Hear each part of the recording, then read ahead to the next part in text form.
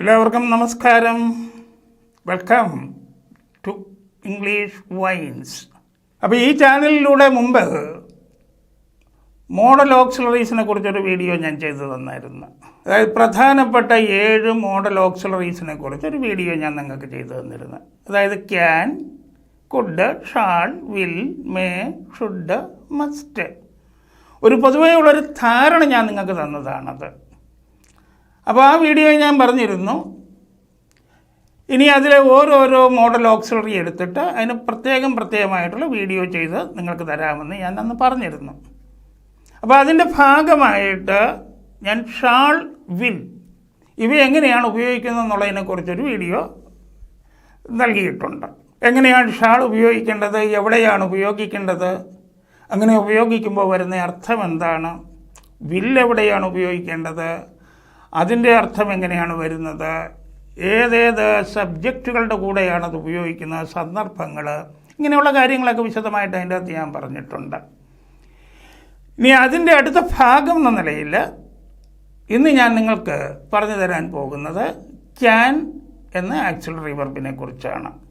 അതിൻ്റെ വിവിധ സന്ദർഭങ്ങൾ, വിവിധ പ്രയോഗങ്ങൾ, പിന്നെ അതിനെയും ഈ പോസിറ്റീവിനെ നെഗറ്റീവ് ആക്കുക, ക്വസ്റ്റ്യൻ അതിനെ നെഗറ്റീവ് ക്വസ്റ്റ്യൻ ആക്കുക, ഇങ്ങനെയുള്ള കാര്യങ്ങൾ നമുക്ക് വിശദമായിട്ട് ഇപ്പോൾ ഈ വീഡിയോയിൽ പഠിക്കാം.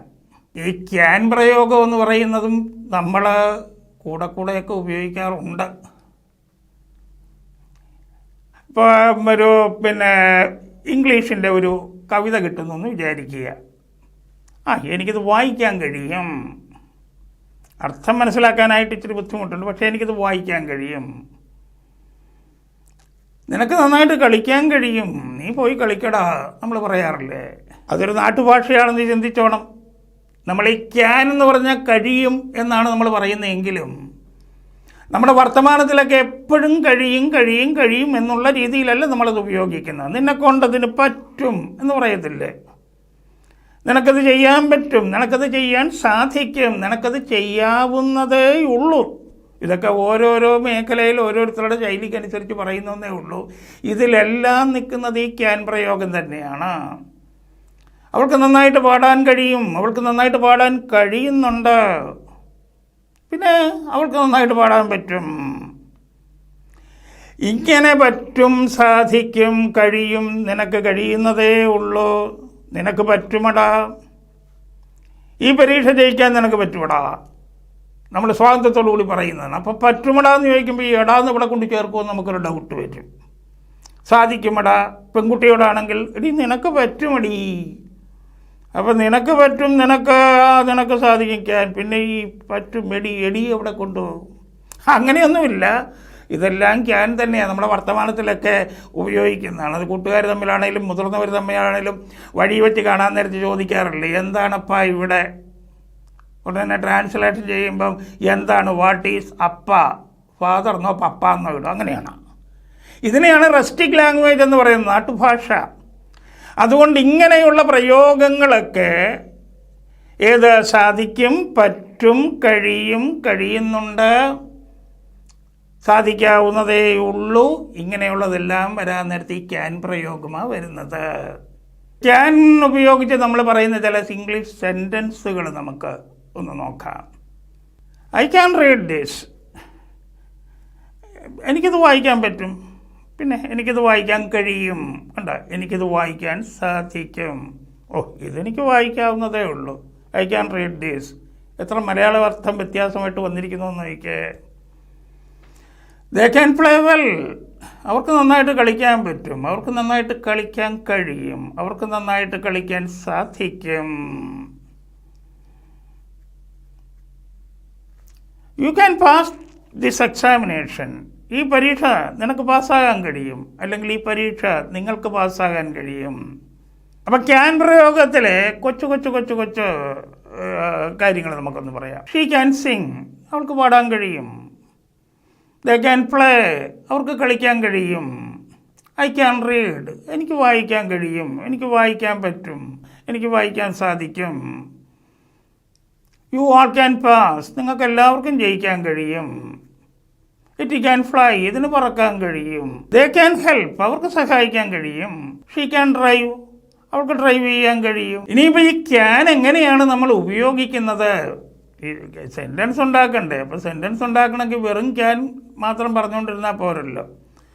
അപ്പോൾ can Singh, can help, can drive എന്നൊക്കെ പറയുമ്പം അതിൻ്റെ ഘടന എന്താണെന്നൊന്ന് മനസ്സിലാക്കണ്ടേ. അപ്പോൾ ഇത് മോഡൽ ഓക്സിലറിയാണ്.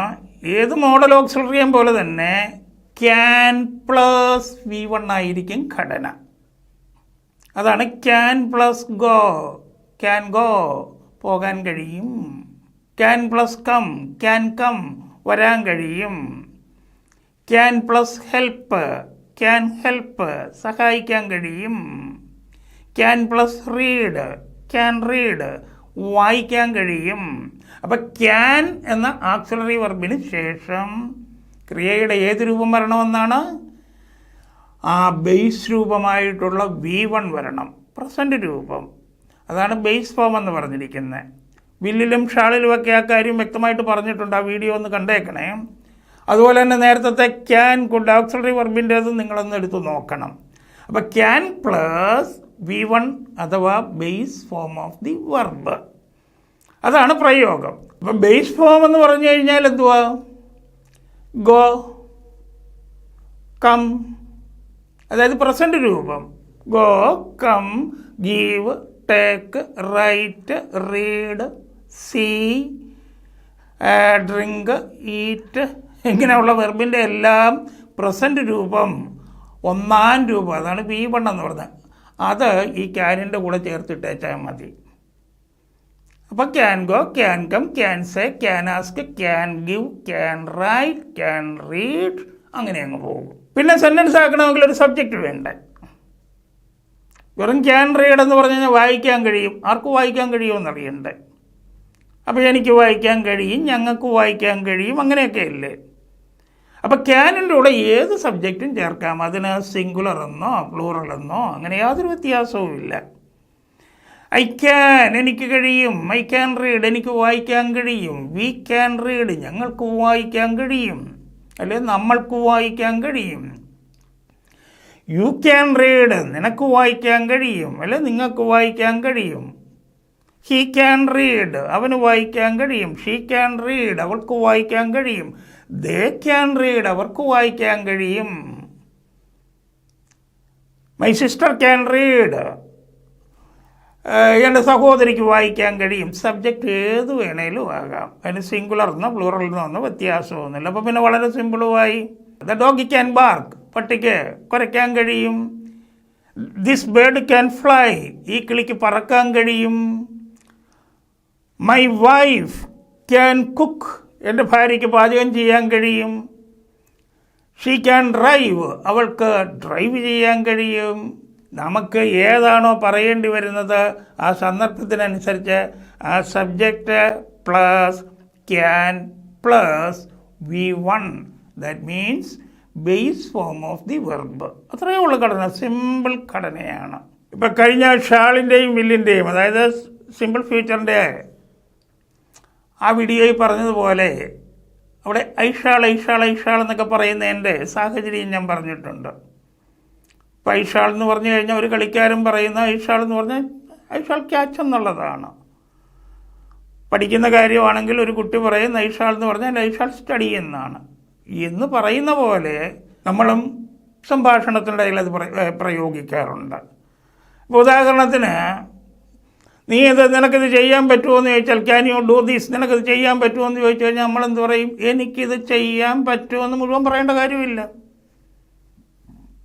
എനിക്ക് ചെയ്യാൻ പറ്റുമോ എന്നുള്ളത് ഇംഗ്ലീഷിൽ പറയാൻ നേരത്തെ ഐ ക്യാൻ എന്ന് പറഞ്ഞാൽ മതി. ഐ ക്യാൻ ഡു എന്നുള്ള അർത്ഥം വന്നു കഴിഞ്ഞു. ക്യാൻ യു സിങ് വെൽ എന്ന് ചോദിക്കുന്നു, നിനക്ക് നന്നായി പാടാൻ കഴിയുമോ? അപ്പോൾ ഐ ക്യാൻ സിങ് വെൽ എന്ന് മുഴുവൻ പറയേണ്ട കാര്യമില്ല. ഐ ക്യാൻ, എനിക്ക് പാടാൻ കഴിയുമെന്നാണ്.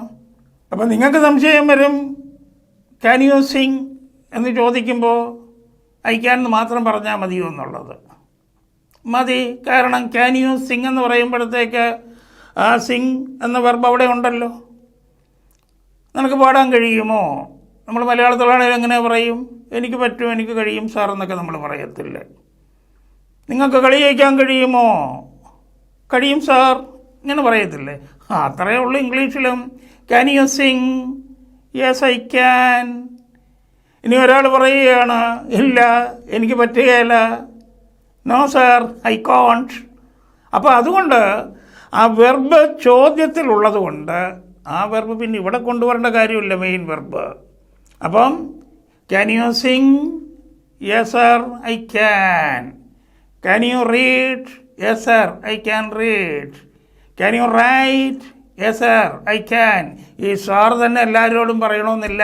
ഞാൻ സാറായി പോയതുകൊണ്ട് അറിയാതെ വന്നു പോയതാ, കൂട്ടുകാരാണ്, അമ്മയാണ്, അച്ഛനാണ്, ആരോടെങ്കിലും ആണെങ്കിൽ yes father, yes mother, yes I can അങ്ങനെ പറഞ്ഞാൽ മതി. അതൊക്കെ ഈ വർത്തമാനം പറഞ്ഞ് ശീലിച്ച് വരുമ്പോൾ ഓട്ടോമാറ്റിക്കായിട്ടങ്ങ് വന്നോളും.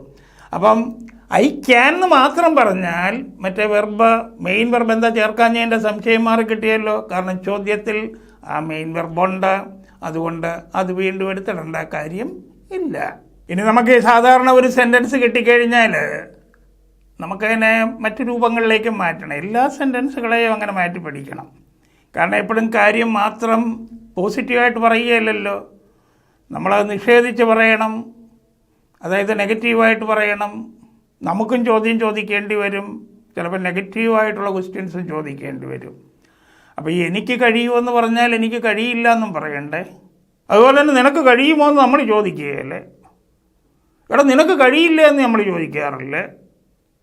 അതായത് പോസിറ്റീവ് സെൻറ്റൻസിനെ നെഗറ്റീവ് സെൻറ്റൻസ് ആക്കുക, പോസിറ്റീവ് സെൻറ്റൻസിനെ ക്വസ്റ്റ്യൻ ആക്കുക, പിന്നെ നെഗറ്റീവ് ക്വസ്റ്റ്യൻ ആക്കുക. അപ്പോൾ മറ്റു വീഡിയോകളൊക്കെ കണ്ടിട്ടുള്ള സ്ഥിതിക്ക് നിങ്ങൾക്ക് ഇത് വളരെ എളുപ്പമായിട്ട് മാറുകയും ചെയ്യും. എങ്ങനെയാണ് ഒരു പോസിറ്റീവ് സെൻറ്റൻസിനെ നെഗറ്റീവ് സെൻറ്റൻസ് ആക്കാൻ എന്ത് ചെയ്യണമെന്ന് അതിലൊക്കെ പറഞ്ഞിട്ടുള്ളത്. ഓക്സിലറി വെർബ് സഹായക്രിയ, ഓക്സിലറി വെർബ് അഥവാ സഹായക്രിയയുടെ വലതുവശത്ത് നോട്ട് ഇട്ടാച്ചാൽ മതി. അത് ചുരുക്കിയാണ് നമ്മൾ ഇൻഡ് ചേർത്ത് വരുന്നത്. അപ്പോൾ എനിക്ക് കഴിയും ഐ ക്യാൻ, എനിക്ക് കഴിയില്ല ഐ കനോട്ട്, അതാണ് ഐ കാൺട്ട് എന്ന് പറയുന്നത്. എനിക്ക് കഴിയുമോ എന്നുള്ളതാണെങ്കിൽ ക്യാൻ എടുത്ത് ആരംഭത്തിൽ ഇട്ടാൽ മതി, ക്യാൻ ഐ, എനിക്ക് കഴിയുമോ. എനിക്ക് കഴിയില്ല എന്നാണെങ്കിൽ കാൺട്ട് ഐ, അത് തന്നെയാണ് ക്യാൻ ഐ നോട്ട്. വർത്തമാനം പറയുമ്പോഴൊക്കെ ക്യാൻ ഐ നോട്ട് പ്രയോഗത്തെക്കാളും ഇച്ചിരി കൂടെ സുഗമമായിട്ടുള്ളതും മറ്റേയാൾക്ക് കേട്ടാൽ മനസ്സിലാകുന്നതും ഈ ഇൻഡ് പ്രയോഗമാണ്, കാൺട്ട് ഐ. അപ്പം ഐ ക്യാൻ എനിക്ക് കഴിയും, ഐ കനോട്ട് അഥവാ ഐ കാൺട്ട് എനിക്ക് കഴിയില്ല, ക്യാൻ ഐ എനിക്ക് കഴിയുമോ, കാൺട്ട് ഐ എനിക്ക് കഴിയില്ലേ. അപ്പോൾ ഒരു സെൻറ്റൻസ് പോലെ നമുക്കൊന്ന് എടുക്കാം. അവൾക്ക് പാടാൻ കഴിയും. എങ്ങനെ വരും? She can Singh. അയ്യോ അവൾക്ക് പാടാൻ കഴിയില്ല, അവൾക്ക് പാടാൻ പറ്റുകയില്ല. ഷീ കനോട്ട് സിങ് അഥവാ ഷീ കാൺട്ട് സിങ്. അവൾക്ക് പാടാൻ കഴിയുമോ? ക്യാൻ ഷീ സിങ്, ക്യാൻ എടുത്ത് ആരംഭത്തിൽ വന്നു. അവൾക്ക് പാടാൻ കഴിയില്ലേ, കാൺട്ട് ഷീ സിങ് അഥവാ can she not, can she not sing, can't she sing. സ്പോക്കണിലൊക്കെ നമുക്ക് അതാണ് ഇച്ചിരി കൂടെ ഏതാണ് ഫ്ലുവൻ്റായിട്ട് പറയാൻ കഴിയുന്നത്. അവന് വരയ്ക്കാൻ കഴിയും, ഹീ ക്യാൻ ഡ്രോ. അപ്പോൾ അവന് വരയ്ക്കാൻ കഴിയില്ല എന്നെങ്ങനെ പറയും? ഹീ കനോട്ട് ഡ്രോ അല്ലെങ്കിൽ ഹീ കാൺട്ട് ഡ്രോ. അപ്പോൾ അവന് വരയ്ക്കാൻ കഴിയുമോ എന്നെങ്ങനെ ചോദിക്കും? ക്യാൻ എടുത്ത് ആരംഭത്തിൽ പോന്നാൽ പോരെ, can he draw, question mark ഇടണം കേട്ടോ. അവന് വരയ്ക്കാൻ കഴിയില്ലേ, can't he draw, can't he draw അല്ലെങ്കിൽ ക്യാൻ ഹീ നോട്ട് ഡ്രോ. ഈ പോസിറ്റീവ് ക്വസ്റ്റ്യനും നെഗറ്റീവ് ക്വസ്റ്റ്യനും ആകാൻ നേരത്ത് ചിലപ്പോൾ കുട്ടികളൊക്കെ എന്നോട് സംശയം ചോദിക്കാറുണ്ട്. ഇപ്പം ക്യാൻ ഹീ ഡ്രോ അല്ലെങ്കിൽ ക്യാൻ ഷീ സിങ്, അവൾക്ക് പാടാൻ കഴിയുമോ എന്ന് ചോദ്യമല്ലേ. കാൺട്ട് ഷീ സിങ്, അവൾക്ക് പാടാൻ കഴിയില്ലേ. അപ്പോൾ പിന്നെ ഏതെങ്കിലും ഒരെണ്ണം ചോദിച്ചാൽ പോരെ, എന്തിനാ ഈ രണ്ടെണ്ണം ചോദിക്കുന്നത്? ഇപ്പം ക്യാൻ ഷീ സിങ് എന്ന് ചോദിച്ചാലും അവൾക്ക് പാടാൻ കഴിയുമോ? ഒന്നുകിൽ പാടാൻ കഴിയും, ഷീ ക്യാൻ സിങ്, അല്ലെങ്കിൽ പാടാൻ കഴിയില്ല, ഷീ കാൺട്ട്. നേരത്തെ നമ്മൾ പറഞ്ഞ പോലെ can she Singh, yes she can, അല്ലെങ്കിൽ നോ ഷീ കാൺട്ട്. ഈ രണ്ടിൻ്റെയും വരുന്ന അർത്ഥം ഒന്ന് തന്നെയാണല്ലോ. അവൾക്ക് പാടാൻ കഴിയും, അവൾക്ക് പാടാൻ കഴിയും, അല്ലെ പാടാൻ കഴിയും. പിന്നെ ഇതിനെ മറ്റേ നെഗറ്റീവ് ക്വസ്റ്റ്യൻ. ഇവിടെ വേറൊരു കാര്യമുണ്ട്. ക്യാൻ ഷീ സിംഗ് എന്ന് പറഞ്ഞാൽ അവൾക്ക് പാടാൻ കഴിയുമോ എന്ന് ചോദിക്കുമ്പോൾ അവൾ പാട്ട് പാടുന്നവളാണോ അല്ലയോ എന്ന് നമുക്കൊരറിവുമില്ല. അതുകൊണ്ട് അറിയാൻ വേണ്ടി തന്നെ ചോദിക്കുന്നതാണ് അവൾക്ക് പാടാൻ കഴിയുമോ. നേരെ മറിച്ച് കാൺ ഷീ സിംഗ്, അവൾക്ക് പാടാൻ കഴിയില്ലേ എന്ന് പറഞ്ഞാൽ അവൾ പാട്ട് പാടുന്ന കുട്ടിയാണെന്നാണ് എൻ്റെ ധാരണ. അതുകൊണ്ടാണ് അവൾക്ക് പാട്ട് പാടാൻ കഴിയില്ലേ, പാടാൻ കഴിയുമെന്നാണല്ലോ തോന്നുന്നത്. ഈ ഒരു നേരിയ വ്യത്യാസം ഈ പോസിറ്റീവ് ക്വസ്റ്റ്യനും നെഗറ്റീവ് ക്വസ്റ്റ്യനും ഉണ്ട്. പക്ഷേ ആൻസർ എപ്പോഴും ഒന്ന് തന്നെയായിരിക്കും. ഒന്നുകിൽ പാടാൻ കഴിയും, അല്ലെങ്കിൽ പാടാൻ കഴിയില്ല. യു ക്യാൻ കം, നിങ്ങൾക്ക് വരാൻ കഴിയും, നിങ്ങൾക്ക് വരാൻ പറ്റും. യു ക്യാൻ കം, നിനക്ക് വരാൻ കഴിയും, അല്ലെങ്കിൽ നിനക്ക് വരാൻ പറ്റും. നമ്മൾ കഴിയുമെന്നില്ല, നേരത്തെ നമുക്ക് പറ്റും പറ്റില്ല എന്നുള്ളത് നോക്കാം. യു ക്യാൻ കം, നിനക്ക് വരാൻ പറ്റും. യു കനോട്ട് കം, നിനക്ക് വരാൻ പറ്റില്ല. പറ്റുകേല, അത് ചുരുക്കി നമ്മൾ പറ്റില്ല. അല്ലെ മറ്റേ ഇവിടെ ഈ കടയിൽ അവന് പറ്റില്ല എന്ന് പറയുന്ന അർത്ഥമല്ല, അവന് പറ്റുകയില്ല. നിനക്ക് വരാൻ പറ്റുമോ? ക്യാൻ എടുത്ത് ആരംഭത്തിൽ ഇട്ടാൽ മതി. ക്യാൻ യു കം, നിനക്ക് വരാൻ പറ്റില്ലേ? ക്യാൻ എടുത്ത് ആരംഭത്തിലിട്ട് ടിൻഡി ചേർക്കുക. കാണ്ട് യു കം, അല്ലെങ്കിൽ ഒരെണ്ണം കൂടെ ഉണ്ടല്ലോ പറഞ്ഞങ്ങനെ, ക്യാൻ യു നോട്ട് കം. അപ്പോൾ കാണ്ട് യു കം, അതാണ് ഇച്ചിരി കൂടുതൽ സുഗമത. യു ക്യാൻ കം, നിനക്ക് വരാൻ പറ്റും. അപ്പം നിനക്ക് വരാൻ പറ്റില്ല, നിനക്ക് വരാൻ പറ്റുകയില്ല എന്ന് പറയുന്നത് എങ്ങനെയാണ്? You cannot come. അപ്പോൾ ഇതുപോലെ ഏത് വെർബെടുത്താലും നമുക്ക് നമ്മുടേതായ ആവശ്യമനുസരിച്ച്, സന്ദർഭമനുസരിച്ച്, സാഹചര്യമനുസരിച്ച് നമുക്ക് ഉണ്ടാക്കാവുന്നതേ ഉള്ളൂ, പറയാവുന്നതേ ഉള്ളൂ. എന്താണ് പറയേണ്ടതെന്ന് നമ്മളല്ലേ തീരുമാനിക്കുന്നത്. കാരണം സാഹചര്യം ഏതാണ്. ഇപ്പോൾ ഈ വീഡിയോ കണ്ടുകൊണ്ടിരിക്കുന്ന നിങ്ങൾ ഓരോരുത്തരും അങ്ങോട്ടും ഇങ്ങോട്ടും ഒക്കെ പോകുമ്പോഴും വരുമ്പോഴും ഒക്കെ വ്യത്യസ്തമായിട്ടുള്ള സാഹചര്യങ്ങളാണ്. അപ്പോൾ ആ സാഹചര്യത്തിനനുസരിച്ച് ഈ ക്യാൻ വെച്ചുകൊണ്ട് എങ്ങനെ നമുക്ക് പോസിറ്റീവായിട്ട് പറയാം, എങ്ങനെ നമുക്ക് നെഗറ്റീവായിട്ട് പറയാം, എങ്ങനെ ചോദ്യങ്ങൾ ചോദിക്കാം, എങ്ങനെ നെഗറ്റീവ് ചോദ്യങ്ങൾ ചോദിക്കാം, ഇതൊക്കെ നിങ്ങൾ ഓരോരുത്തരും തീരുമാനിക്കണം, ചെയ്യണം. പക്ഷെ അതെങ്ങനെയാണ് ചെയ്യേണ്ടത്? നിങ്ങൾക്ക് ഇങ്ങോട്ട് വരാൻ പറ്റുമോ എന്ന് ചോദിക്കേണ്ട സാഹചര്യത്തിൽ നിങ്ങൾ തന്നെ നിങ്ങൾക്ക് ഇങ്ങോട്ട് വരാൻ പറ്റുമെന്ന് മനസ്സിലെഴുതണം. You can come here. എന്നിട്ട് നിങ്ങൾ തന്നെ മനസ്സിലൊന്ന് പറഞ്ഞു നോക്കണം, നിങ്ങൾക്ക് ഇങ്ങോട്ട് വരാൻ പറ്റുകയില്ല. അപ്പോൾ ക്യാനിൻ്റെ വലതുവശത്ത് നോട്ട് ഇടുക, U cannot come here.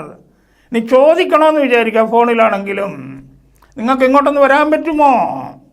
Can എടുത്ത് ആരംഭത്തിലിട്ട് ക്യാൻ യു കം ഹിയർ. അല്ല, നിങ്ങൾക്ക് ഇങ്ങോട്ട് വരാൻ പറ്റുകയല്ലേ? എന്താണ്? ക്യാൻ എടുത്ത് ആരംഭത്തിലിട്ടു, ഇൻഡ് ചേർത്തു, കോണ്ട് യു കം ഹിയർ. അപ്പോൾ ഇതിൻ്റെ ബേസ് ഏതാണ്? എല്ലാത്തിൻ്റെയും ബേസ് മനസ്സിലാക്കി കഴിഞ്ഞാൽ അത് വെച്ചുകൊണ്ട് നമ്മൾ സെൻറ്റൻസുകൾ ഉണ്ടാക്കുക. വലിയ വലിയ സെൻറ്റൻസുകൾ ഉണ്ടാക്കി ശീലിക്കേണ്ട, ചെറിയ ചെറിയ സെൻറ്റൻസുകൾ ഉണ്ടാക്കുക. അതുപോലെ വർത്തമാനം പറയുമ്പോഴും ചെറിയ ചെറിയ സെൻറ്റൻസുകൾ പറഞ്ഞ് ശീലിക്കുക. ഒന്നാമത്തെ, ഇവിടെ കേട്ട് നിൽക്കാൻ ആർക്കും സമയം ഒരുപാടില്ല. അപ്പം കുറേശ്ശെ ചെറിയ ചെറിയ സെൻറ്റൻസുകൾ ഉണ്ടാക്കി പറഞ്ഞ് ശീലിക്കുന്നതായിരിക്കും നല്ലത്. പിന്നീട് നമുക്ക് വലിയ സെൻറ്റൻസുകളിലേക്ക് പോകാം. ആദ്യം നമുക്കൊന്ന് ചെറിയ സെൻറ്റൻസ്. ആൽബർട്ട് ഐൻസ്റ്റൈൻ പറഞ്ഞിട്ടുള്ള കാര്യം നിങ്ങൾ ഓർക്കുന്നുണ്ടോ? കേട്ടിട്ടുണ്ട് നിങ്ങൾ പലരും. ചിലപ്പോൾ അദ്ദേഹത്തിൻ്റെ ആ വചനം കേട്ട് കാണും. അദ്ദേഹം ലേണിങ്ങിനെ കുറിച്ചാണ് പറഞ്ഞിരിക്കുന്നത്. സംഗീത പഠനത്തെക്കുറിച്ചൊരു പ്രത്യേക സാഹചര്യത്തിൽ പറഞ്ഞതാണ്, പക്ഷേ എല്ലാ ലേണിങ്ങിനെ കുറിച്ചും പറഞ്ഞിരിക്കുകയാണ്. അത് ലേണിങ്ങിന് മാത്രമല്ല, ഏത് കാര്യത്തിലും അങ്ങനെ തന്നെയാണ്. സ്റ്റാർട്ട് എവറിത്തിങ് ഇൻ സിംപ്ലിസിറ്റി എന്നാണ്. And then gradually come to the complicated. എന്തും സിംപ്ലിസിറ്റിയിൽ ആരംഭിക്കുക, എന്നിട്ട് ഏതാണ് മെല്ലെ മെല്ലെ സങ്കീർണതയിലേക്ക് വരിക. ഈ ഇംഗ്ലീഷിൻ്റെ ഇപ്പം ഞാൻ നിങ്ങൾക്ക് തരുന്നെന്ന് പറഞ്ഞ ഒരു പൊതു ധാരണ തരികയാണ്. ഞാൻ നേരത്തെ പറഞ്ഞല്ലോ, നിങ്ങളെക്കൊണ്ട് ഇംഗ്ലീഷ് സംസാരിപ്പിക്കുകയാണെന്നുള്ള, അതാണ് ലക്ഷ്യമെന്ന് ഞാൻ പറഞ്ഞിട്ടുണ്ടല്ലോ. അതുകൊണ്ടൊരു ഒരു ഉദ്ദേശത്തോടു കൂടി ഒരു പൊതുധാരണയാണ് തന്നിരിക്കുന്നത്. എന്ന് പറഞ്ഞാൽ വെള്ളത്തിൻ്റെ പുറത്ത് നമ്മൾ ചുമ്മാതെ ഒന്ന് പതിച്ച് തുടങ്ങിയിട്ടേ ഉള്ളൂ. ഇനി അങ്ങോട്ട് മുങ്ങാങ്കുഴി ഇടണം, ആഴക്കടലിലേക്കൊക്കെ പോകണം. മെല്ലെ മെല്ലെ മെല്ലെ വേണം നമുക്ക് അങ്ങോട്ടേക്ക് പോകേണ്ടത്. അതുകൊണ്ട് ഈ കാര്യങ്ങൾ മനസ്സിൽ വെച്ചുകൊണ്ട്, ഈ മനസ്സിലാക്കുന്ന കാര്യങ്ങൾ വെച്ചുകൊണ്ട് സ്വയം നിങ്ങൾ സെൻറ്റൻസുകൾ സൃഷ്ടിക്കുക. എന്നിട്ട് അങ്ങനെ സൃഷ്ടിക്കുന്ന സെൻറ്റൻസുകൾ കുറച്ചൊക്കെ ഇതിൽ കാണുന്ന ഈ നമ്പറിലേക്ക് അയച്ചു തരിക. അപ്പോൾ എനിക്ക് മനസ്സിലാകും നിങ്ങൾ എത്രത്തോളം ഇത് ഉൾക്കൊണ്ടിട്ടുണ്ട്, നിങ്ങൾക്ക് എത്രമാത്രം ഇത് മനസ്സിലായിട്ടുണ്ടെന്ന് എനിക്ക് അപ്പോൾ മനസ്സിലാകും. ഇനിയിപ്പോൾ ഇത്രയും കാര്യങ്ങൾ ഞാൻ നിങ്ങൾക്ക് പറഞ്ഞു തന്നില്ലേ. ഇനി നമുക്ക് ഈ ക്യാൻ എങ്ങനെയൊക്കെയുള്ള സന്ദർഭങ്ങളിലാണ് നമുക്ക് ഉപയോഗിക്കാൻ കഴിയുന്നത്, അത്തരം സന്ദർഭങ്ങളൊന്ന് നമുക്ക് നോക്കാം. ഇപ്പോൾ പൊതുവേ ഒരാൾക്കുള്ള അല്ലെങ്കിൽ ഏതെങ്കിലും ഒന്നിനുള്ള പൊതുവേ ഉള്ളൊരു കഴിവിനെക്കുറിച്ച് പറയാൻ നമ്മൾ ക്യാൻ ഉപയോഗിക്കുക. അതിനാണ് നമ്മൾ പലപ്പോഴും ഉപയോഗിക്കാറുള്ളത്. അതിനാണ് കേട്ടോ, നമ്മുടെ പൊതുവെയുള്ള കഴിവെന്ന് പറയാനായിട്ട്. ഇപ്പോൾ ഉദാഹരണത്തിന് now I can talk English. ഇപ്പോൾ ഈ വീഡിയോ ഒക്കെ കണ്ട് നിങ്ങൾ ഇംഗ്ലീഷിലൊക്കെ അങ്ങനെ ആകണമെന്നാണ് ഞാൻ പ്രാർത്ഥിക്കുന്നത് കേട്ടോ. ഇതെല്ലാം മനസ്സിലാക്കി നിങ്ങൾക്കൊരു തൻ്റെ ഇടമൊക്കെ കെട്ടി നിങ്ങൾ മുന്നോട്ട് വന്നിട്ട് നിങ്ങൾക്ക് പറയാൻ പറ്റും now I can talk English, now I can talk English without fear. ഇപ്പോൾ എനിക്ക് ഇംഗ്ലീഷ് സംസാരിക്കാൻ കഴിയും. കണ്ടില്ലേ, കഴിയും. ഐ ക്യാൻ ടോക്ക് എന്നല്ലേ പറഞ്ഞത്, ഐ ക്യാൻ സ്പീക്ക് എന്നും പറയാം കേട്ടോ. അപ്പോൾ ക്യാൻ സ്പീക്ക് അല്ലെങ്കിൽ ക്യാൻ ടോക്ക്, സംസാരിക്കാൻ കഴിയും. അത് തന്നെയാണ് സംസാരിക്കാൻ പറ്റും, അത് തന്നെയാണ് സംസാരിക്കാൻ സാധിക്കും. It can fly very high. ഒരു കിളിയുടെ കാര്യം നമ്മൾ പറയുകയാണ്, ഇതിന് വളരെ ഉയരത്തിൽ പറക്കാൻ കഴിയും, ഇതിന് പറക്കാൻ കഴിയും. ആ കിളിയുടെ അതാണ് കഴിവിനെ കുറിച്ചാണ് പറയുന്നത്. എൻ്റെ സഹോദരിക്ക് നന്നായിട്ട് പാടാൻ കഴിയും. My sister can Singh well. അപ്പോൾ എൻ്റെ സഹോദരിക്ക് നന്നായി പാടാൻ കഴിയും, പാടാൻ കഴിയും. കണ്ടില്ലേ? അപ്പോൾ എങ്ങനെയുള്ള സാഹചര്യമാണ് ഇപ്പം നിൽക്കുന്നത്? ഏതൊരാളെ പറ്റിയാണോ പറയുന്നത് അല്ലെങ്കിൽ ഏതൊന്നിനെ പറ്റിയാണോ പറയുന്നത്, അതിന് ഉള്ള പൊതുവേ ഉള്ള കഴിവിനെ ചൂണ്ടിക്കാണിക്കുന്നു. അപ്പോൾ അതൊരു സാഹചര്യമാണ്. ഇനി മറ്റൊരു സാഹചര്യം, നമ്മൾ അനുവാദം പ്രകടിപ്പിക്കാനായിട്ട് ഈ ക്യാൻ ഉപയോഗിക്കാറുണ്ട്. ഇപ്പോൾ ഒരു സാധനം നമ്മുടെ സുഹൃത്തിനൊന്ന് വേണം, അവനത് ആഗ്രഹമുണ്ട്. അപ്പോൾ അവൻ നമ്മളോട് ചോദിക്കുകയാണ്, ഇത് വേണോ, ഇത് വേണ്ടതാണോ? അപ്പോൾ നമ്മൾ പറയുകയാണ്, നിനക്ക് വേണമെങ്കിൽ നിനക്കിതെടുക്കാൻ കഴിയും, നീ ഇതെടുത്തോളൂ. അപ്പോൾ ഇവിടെ ഒരു സംശയം വരും കേട്ടോ. ഈ എടുക്കാമെന്നൊക്കെ പറഞ്ഞു കഴിഞ്ഞാൽ അതൊരു ഷാൾ പ്രയോഗത്തിൽ വീടുന്നതല്ലേ. ഷാൾ ടേക്ക് എടുക്കാം, അതല്ല, അത് നമ്മുടെ നാട്ടുഭാഷാ രീതിയാണ്. നിനക്ക് വേണമെങ്കിൽ നിനക്കിതെടുക്കാം. You can take this if you need, അല്ലെങ്കിൽ if you want. You can take this if you want. അപ്പം നിനക്ക് വേണമെങ്കിൽ നീ ഇതെടുത്തോളൂ എന്നുള്ള അർത്ഥം. ഇപ്പോൾ എന്തെല്ലാം വന്നു ഇവിടെ, ആ ക്യാൻ അവിടെ നിൽക്കുമ്പോഴത്തേക്ക് എടുത്തോളൂ എന്നുള്ളത് വന്നു, എടുക്കാമെന്ന് പറഞ്ഞു. അപ്പോൾ ആ എടുത്തോളൂ, എടുക്കാൻ കഴിയും, ഇങ്ങനെയുള്ള ആ പ്രയോഗം നാട്ടുപ്രയോഗമാണെന്ന് നമ്മൾ റെസ്റ്റിക് യൂസേജ് ആണെന്നുള്ളത് നമ്മൾ മനസ്സിലാക്കണം. പക്ഷേ ക്യാൻ പ്രയോഗമാണത്. ഇപ്പം ഞാനാണെങ്കിലും ഈ പഠിപ്പിക്കലൊക്കെ കഴിഞ്ഞതിന് ശേഷം കുട്ടികൾ മാത്രം കേട്ട്, മുതിർന്നവരൊക്കെയാണ്, കുട്ടികളെ വർഷത്തിലൊക്കെ ഒരു 2 മാസം എടുക്കാറുള്ളൂ. ക്ലാസ്സിലിരിക്കുന്നവരോട് ഞാൻ ചോദിക്കും, എന്തെങ്കിലുമൊക്കെ സംശയങ്ങളുണ്ടെങ്കിൽ നിങ്ങൾക്ക് എന്നോട് ചോദിക്കാം. ചോദിക്കാമെന്നാണ് പറഞ്ഞത്. അപ്പം നമ്മൾ മറ്റേ പഠിച്ചിട്ടുള്ള ഷാളാസ്ക് ചോദിക്കാം, ചോദിക്കാമല്ല ഇവിടെ, ചോദിക്കാൻ കഴിയും, ചോദിച്ചോളൂ, പെർമിഷനാണ്. You can ask me if you have any doubts. നിങ്ങൾക്ക് എന്തെങ്കിലും സംശയങ്ങളുണ്ടെങ്കിൽ യു ക്യാൻ ആസ്ക് മീ, നിങ്ങൾക്ക് എന്നോട് ചോദിക്കാനുള്ള അനുവാദമുണ്ടെന്നാണ് പറഞ്ഞിരിക്കുന്നത്. അതാണ് നിങ്ങൾ ചോദിച്ചോളൂ. അതാണ് ചോദിച്ചോളൂ എന്നൊക്കെ പറയുമ്പോൾ ഈ ചോദിച്ചോളൂ എന്നുള്ളത് അങ്ങനെയല്ല, അതിൻ്റെ ആ രീതിയിൽ നിങ്ങൾ സംശയിക്കേണ്ട. ചോദിക്കാൻ കഴിയും, ചോദിക്കാൻ പറ്റും എന്നുള്ള അർത്ഥത്തിലാണത്. ഇപ്പോൾ ഒരാൾ വന്നിട്ട് പറയുകയാണ്, സാറേ അവർക്കൊക്കെ ഇങ്ങോട്ട് വരണമെന്നുണ്ട്, പക്ഷെ ഒരു മടി. അപ്പോൾ സാധാരണഗതിയിൽ ഞാനാണേലും നിങ്ങളാണേലും ഒക്കെ അവരോട് താല്പര്യമുള്ളവരാണെങ്കിൽ എന്താ നമ്മൾ പറയുന്നത്, അവർക്കെപ്പോൾ വേണേലും ഇങ്ങോട്ട് വരാം, അവരിങ്ങോട്ട് ഏത് സമയത്ത് വേണേലും അവരിങ്ങോട്ട് വന്നോട്ടെ, വന്നോട്ടെ. അവരിങ്ങോട്ട് വന്നോളൂ, അവർക്കിങ്ങോട്ട് വരാം. അപ്പം ദേ can come here at any time. അവർക്ക് ഏത് സമയത്ത് വേണേലും ഇങ്ങോട്ട് വരാം. അപ്പോൾ ഇവിടെയൊക്കെ ഏതാണ് ക്യാൻ ഉപയോഗിക്കുന്നത്? പെർമിഷനെ കാണിക്കാൻ വേണ്ടിയിട്ടാണ്, അനുവാദം കൊടുക്കുന്നു. ഇനി ക്യാനിൻ്റെ മറ്റൊരു ഉപയോഗമാണ്, മറ്റൊരു സന്ദർഭമാണ് ഈ സാധ്യതകൾ കാണിക്കുക. അതിന് പോസിബിലിറ്റീസ് എന്ന് നമ്മൾ പറയും. സാധ്യതകൾ കാണിക്കുന്നതിന് നമ്മൾ ക്യാൻ ഉപയോഗിക്കാറുണ്ട്. ഇന്ന് വൈകുന്നേരം മഴ പെയ്തേക്കും എന്നുള്ളതിന് നമ്മൾ ക്യാൻ ഉപയോഗിക്കാം. It can rain this evening. മഴ പെയ്തേക്കും എന്നുള്ള ഒരു സംശയബോധമാണ്.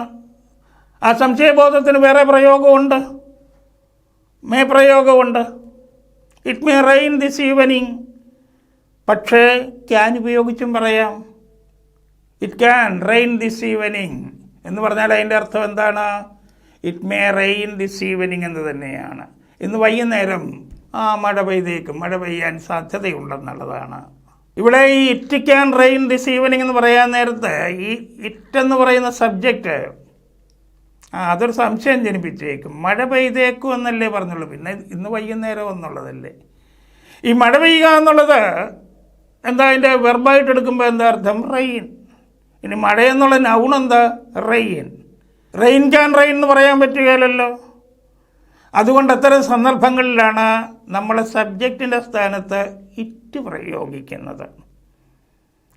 ഇറ്റിനെക്കുറിച്ചുള്ള പ്രത്യേകമായിട്ടുള്ള വീഡിയോ നമുക്ക് ചെയ്യണം. ഇൻട്രൊഡക്ടറി ഇറ്റെന്നും പറഞ്ഞിട്ടുള്ളതിൻ്റെ അത് നമുക്ക് പ്രത്യേകമായിട്ട് ചെയ്യേണ്ടതുണ്ട്.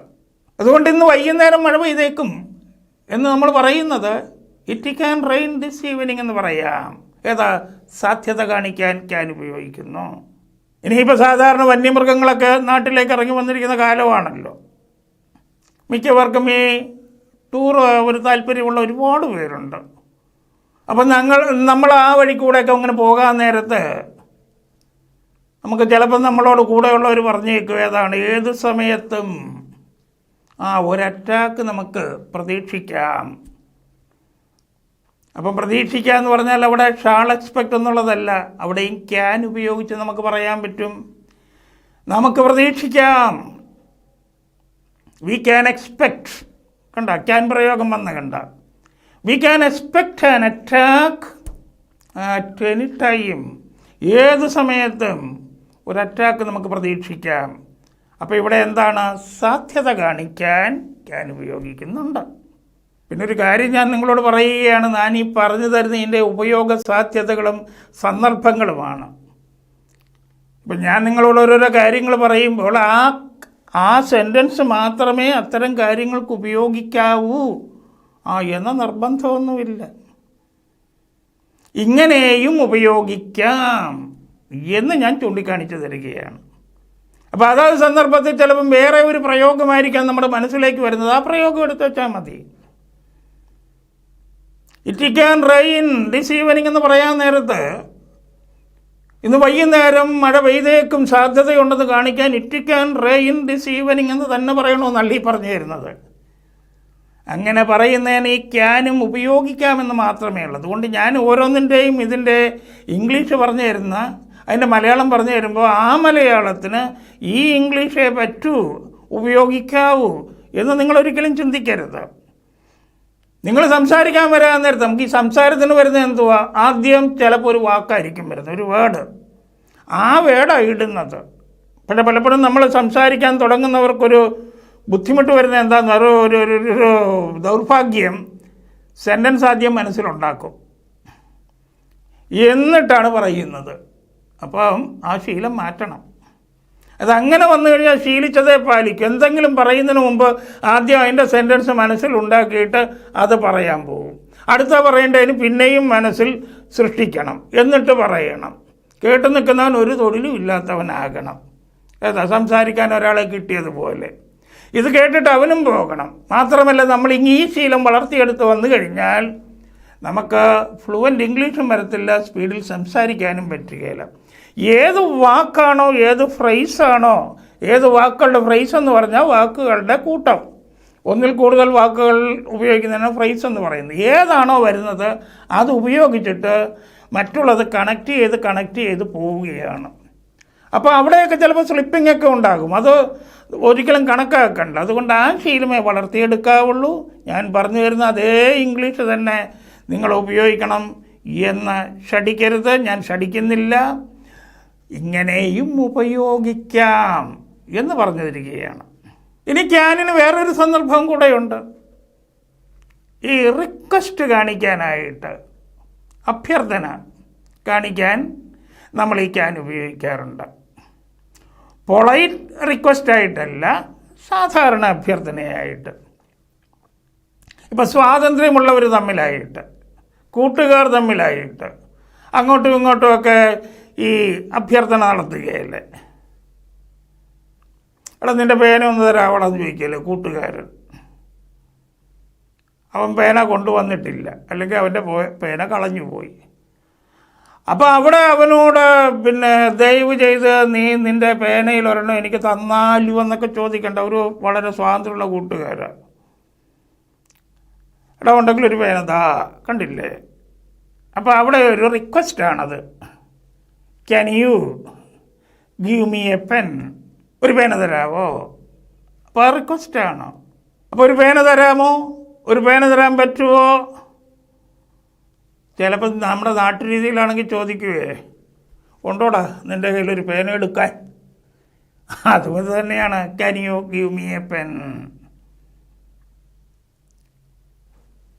ഇനി എന്തെങ്കിലും ഒരു 10 രൂപയുടെ ആവശ്യം വരുന്നു, നമ്മൾ സ്വാതന്ത്ര്യമുള്ള ചങ്ങാതിയോട് ചോദിക്കുന്നു, അല്ലെങ്കിൽ നമ്മുടെ അനിയത്തിയോട് ചോദിക്കുന്നു, അല്ലെങ്കിൽ ചേട്ടനോട് ചോദിക്കുന്നു, can you lend me 10 rupees, എനിക്കൊരു 10 രൂപ ലെൻഡ് ചെയ്യാവോ, കടം തരാമോ? ഞാൻ തരാമെന്നേ.